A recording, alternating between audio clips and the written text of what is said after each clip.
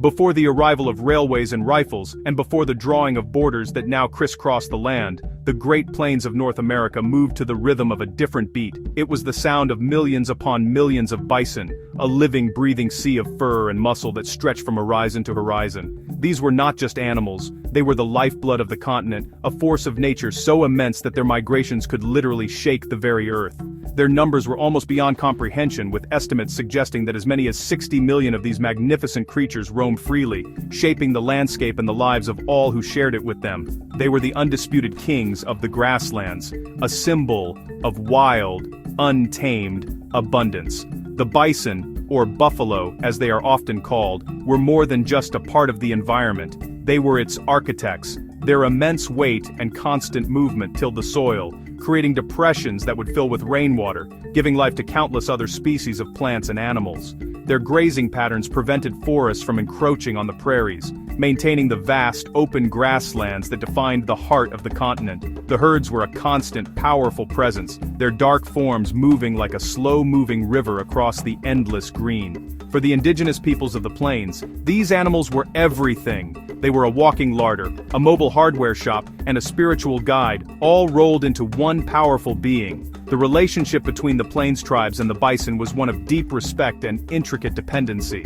Every part of the animal was used with gratitude and purpose. The rich meat provided sustenance, feeding families and entire communities through harsh winters and long summers. The thick hides were transformed into warm clothing, sturdy moccasins, and the protective coverings of teepees that dotted the landscape. Bones were carved into tools, from needles and knives to scrapers and hoes. Even the stomach could be used as a vessel for carrying water.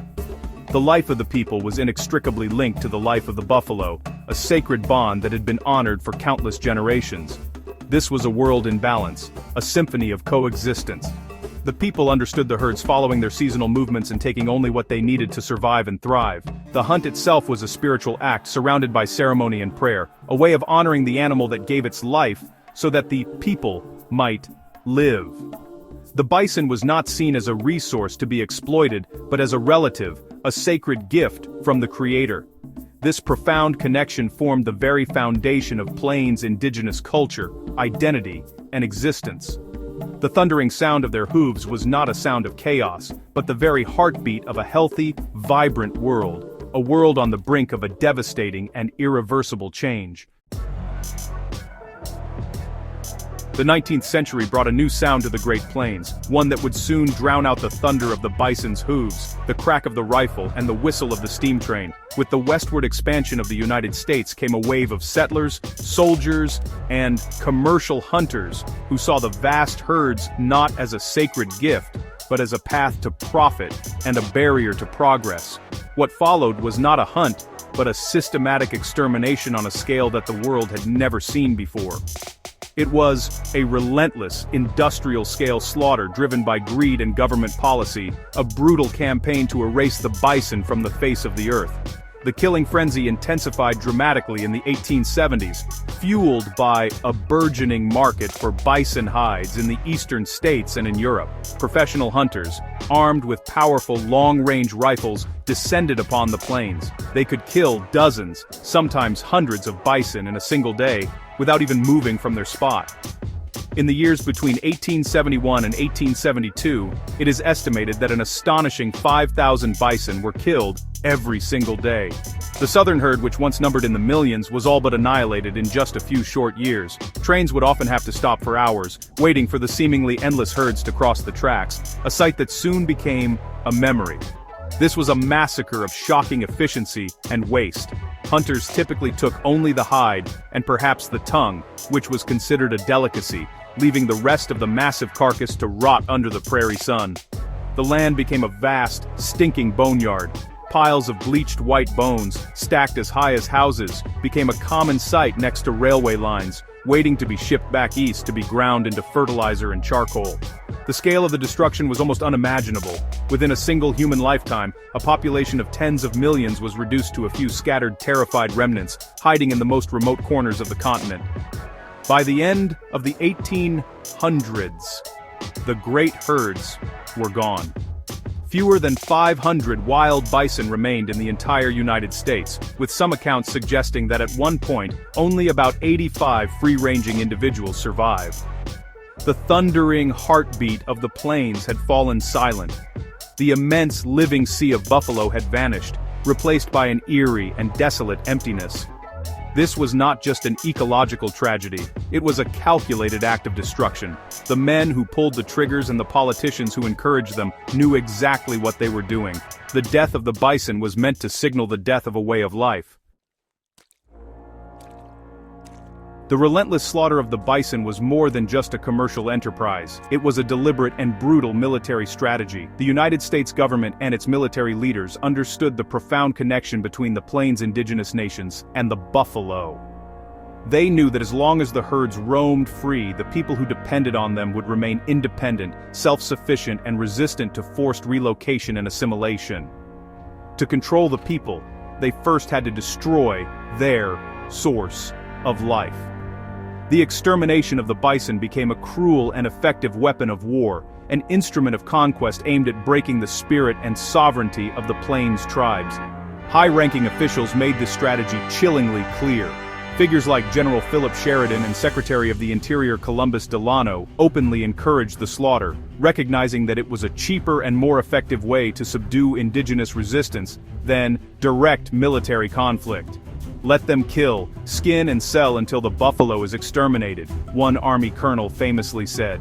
The logic was simple and devastating. Remove the people's food, their shelter, their clothing, and their tools, and you would leave them with no choice but to surrender and accept life on government-controlled reservations. The disappearance of the bison was not an unfortunate side effect of westward expansion. It was a central objective. This policy was pursued with ruthless determination. The Army not only protected the commercial hunters from any interference, but also actively participated in the killing. Soldiers were often ordered to shoot bison on sight. The construction of the railways played a crucial role, not only by transporting hunters to the herds and hides to the market, but also by splitting the once unified continental herd into a northern and southern group, making them easier to eradicate.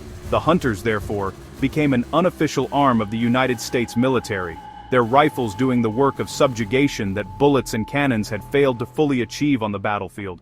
For the indigenous peoples of the plains, this was a catastrophe that struck at the very heart of their existence. They watched in horror as their primary resource, their cultural cornerstone, and their sacred relative, was systematically wiped out. They saw the endless trains carrying away the hides in the plains littered with rotting carcasses left by wasteful hunters. They understood that this was not just about money, it was an attack on their identity, their freedom, and their ability to live as they had for centuries. The war against the buffalo was a war against them, a final brutal push to sever their connection to the land and force them into a new world of dependency and control. The silence that fell across the plains after the great slaughter was not just the absence of thundering hooves, it was the sound of a world collapsing. For the bison-dependent nations, the extermination of the herds was an apocalypse. It triggered a swift and devastating spiral into poverty, starvation, and disease that shattered their societies from the inside out. With their primary source of food gone, widespread hunger became a grim reality. The people who had once lived in abundance, nourished by the rich protein of the buffalo, were now faced with the constant threat of starvation. This physical decline was immediate and measurable. The health impacts were profound and long-lasting. Before the bison's disappearance, historical records and archaeological evidence show that the people of the plains were among the tallest and healthiest in the world, a testament to their nutritious, protein-rich diet. Within a single generation of losing the bison, their physical stature declined dramatically. Studies have shown that the average height of tribal members dropped by as much as 2 inches. Malnutrition became rampant, weakening immune systems and making communities vulnerable to infectious diseases brought by settlers, which spread with devastating speed. Child mortality rates, once relatively low, skyrocketed, and the overall vitality of the people was broken. The economic and cultural devastation was just as complete. The bison economy had been complex and self-sustaining, providing everything a community needed. Its sudden removal plunged vibrant nations into destitution. Without hides for shelter and clothing or bones for tools, the material basis of their culture vanished. The intricate knowledge systems built around the bison, hunting techniques, processing methods, ceremonial practices, were rendered obsolete overnight. Today, the economic consequences still linger. The indigenous nations that were most dependent on the bison now have per capita incomes that are 20 to 40% lower than the average for other Native American nations, a direct legacy of this targeted destruction. Forced onto reservations, often on land unsuitable for farming, the people became dependent on government rations, which were frequently insufficient, of poor quality, and used as a tool of control. This forced dependency was a deep psychological blow, stripping away the pride and self-sufficiency that had defined their identity. The spiritual connection to the buffalo was severed, leaving a void that could not be filled. The songs, ceremonies, and stories that had revolved around their sacred relative lost their immediate context. The emptiness of the plains was mirrored by a profound emptiness in the hearts and lives of the people who had once drawn their strength from the great herds. The near extinction of the bison was not only a human tragedy, it was, honestly, an ecological catastrophe that left the Great Plains a wounded and diminished landscape. The bison was a keystone species, meaning its presence was so crucial that it held the entire ecosystem together. Its removal caused a domino effect, leading to a dramatic loss of biodiversity and fundamentally altering the character of the North American grasslands. The intricate web of life that had evolved alongside the bison over thousands of years began to unravel, leaving behind a simplified and less resilient environment. The vibrant prairie, once teeming with life, became a shadow of its former self. The bison's unique behaviors were essential for maintaining the health of the prairie. Their grazing was not uniform. They selectively ate grasses, which allowed a diverse array of wildflowers and other plants to flourish, in turn supporting a wide variety of insects and birds. Their powerful hooves, numbering in the millions, constantly tilled the soil, aerating it and helping to plant seeds. Furthermore, their habit of wallowing, rolling in the dirt to shed fur and deter insects, created shallow depressions in the land. These wallows would collect rainwater, forming temporary miniature wetlands that provided critical habitats for amphibians and invertebrates, and drinking water for other animals. The disappearance of the herds silenced these natural processes. Without the bison's selective grazing, dominant grasses began to choke out the rich diversity of prairie wildflowers, leading to a more monotonous landscape. The soil became more compacted and less fertile without the constant churning of their hooves. The thousands of wallows that had once pockmarked the plains vanished, and with them the unique microhabitats they supported. The monumental nutrient cycling provided by their dung and urine, which fertilized the soil across vast areas, also ceased. Even predators like the plains wolf, which relied on the bison as a primary food source, were driven to extinction in the region. The consequences of this ecological collapse are still being felt today. The Great Plains, once a resilient and complex ecosystem, became more fragile and susceptible to drought and erosion. The rich topsoil that the bison had helped to create and maintain was, in the following decades, exposed by farming practices and blown away in the tragic Dust Bowl of the 1930s. The extermination of the bison was a stark lesson in the interconnectedness of nature. It demonstrated that removing a single vital piece can cause the entire ecological structure to crumble, leaving behind a wound on the land that takes generations to heal.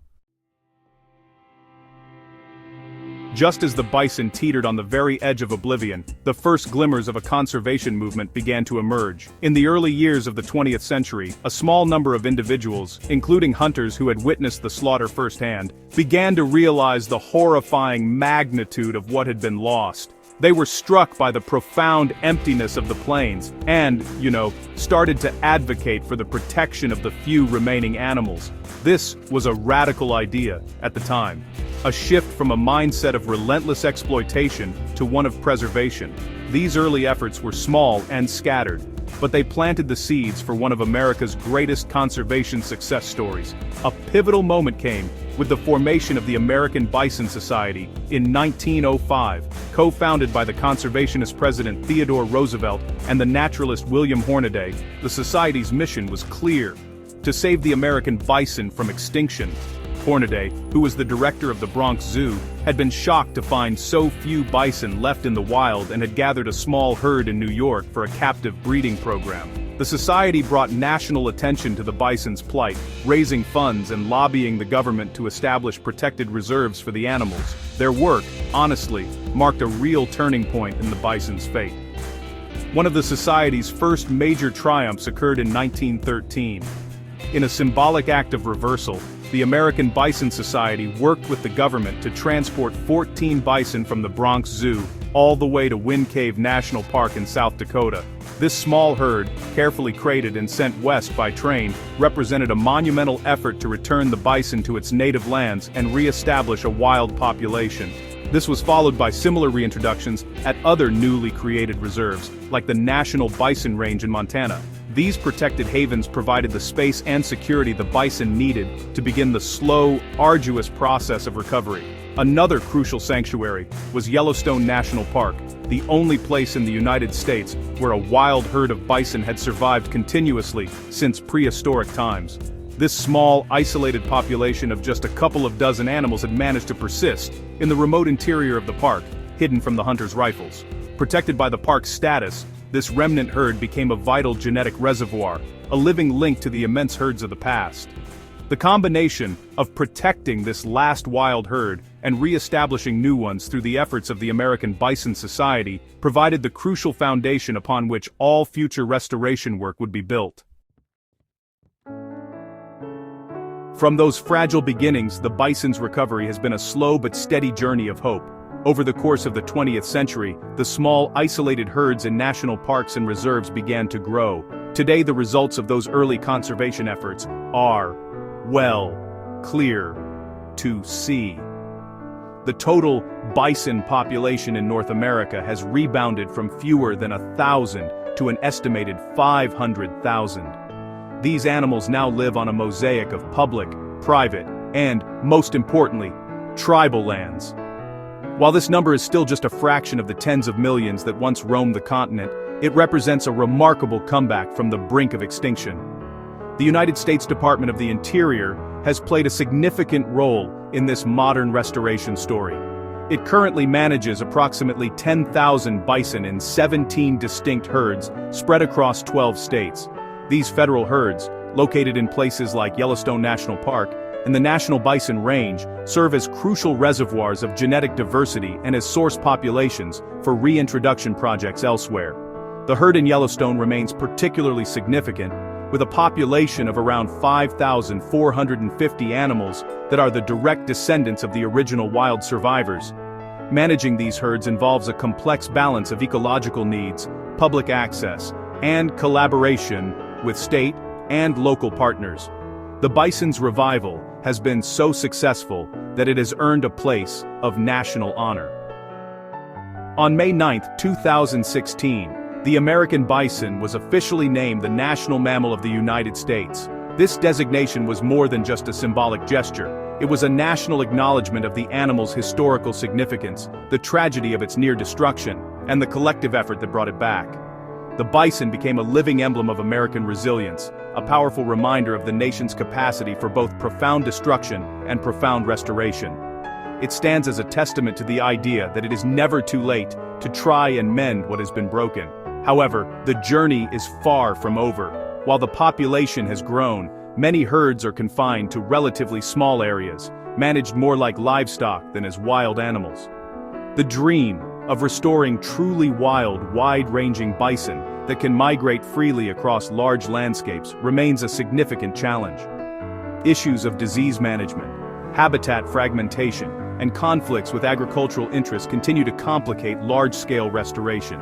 Yet the progress made so far provides a powerful and inspiring blueprint for the future, demonstrating that with sustained commitment, even the most damaged ecosystems and populations can begin to heal, heralding a new chapter in the bison's epic story. In recent decades, the story of the bison's return has become inseparable from the story of indigenous cultural revitalization. For the tribes whose ancestors lived with the buffalo, bringing the animal back is about much more than just wildlife conservation. It is about healing a historical wound and restoring a sacred relationship. Today, indigenous nations are at the forefront of the bison restoration movement, leading efforts to return the animal to their ancestral lands. This work is reclaiming food sovereignty, reviving cultural practices, and restoring a sense of hope and identity that was nearly lost when the herds disappeared. A key organization in this movement is the Intertribal Buffalo Council, or ITBC, founded in 1992. The ITBC is a coalition of dozens of tribes that works to restore bison to tribal lands. In a powerful reversal of history, the council partners with the National Park Service to transfer surplus bison from federal herds, like those in Yellowstone, to member tribes. These transfers are deeply meaningful events, filled with ceremony and emotion. When the buffalo finally step back onto tribal lands, after an absence of more than a century, it is seen as the return of a relative, a homecoming that helps to make the people and the land whole again. These tribally managed herds are revitalizing communities in tangible ways. They provide a source of healthy traditional food, combating the health issues like diabetes and heart disease that have become prevalent due to modern processed diets. They create economic opportunities through ecotourism and the sale of bison products. Most importantly, they are a living classroom for the younger generation. Elders are once again able to teach children the stories, songs, and ceremonies associated with the buffalo. They can demonstrate the traditional ways of honoring, hunting, and using every part of the animal, ensuring that this sacred knowledge is passed down and kept alive. The movement has gained significant momentum, culminating in landmark achievements. In a powerful show of unity, many bison-dependent tribes across the United States and Canada have signed a Buffalo Treaty, the first cross-border Indigenous treaty of its kind in over 150 years, reaffirming their ancient commitment to the animal's well-being.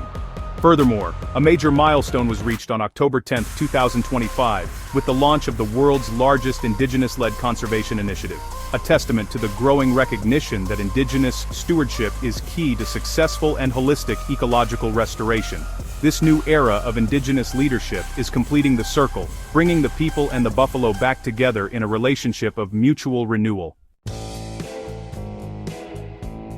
Today, the American bison stands as a powerful and complex symbol. It is a living monument to one of the darkest chapters in American history, a reminder of the greed, violence, and ecological devastation that accompanied westward expansion. Its near extinction represents the profound loss inflicted upon Indigenous peoples, a wound that continues to affect their communities. The image of the rotting carcasses and mountains of skulls is a permanent stain on the nation's past, a cautionary tale of what happens when nature and people are seen merely as obstacles to be conquered.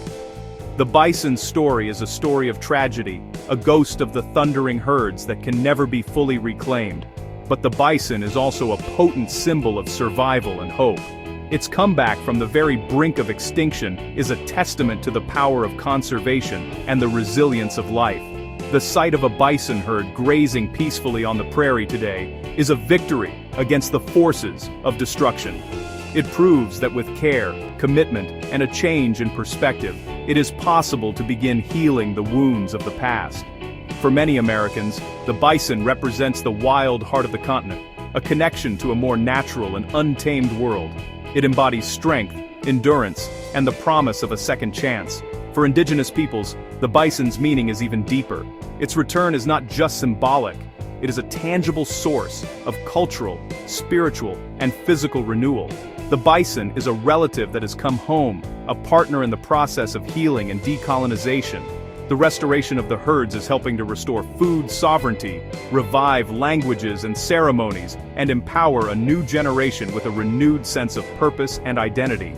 The bison's presence on tribal lands is a declaration of persistence, a statement that Indigenous cultures are not relics of the past, but are living, breathing, and moving toward a stronger future. Ultimately, the bison is more than just a symbol. It is a living, breathing animal re-establishing its place in the world. As herds grow and ecosystems begin to mend, the bison is once again becoming a keystone species, shaping the land in beneficial ways.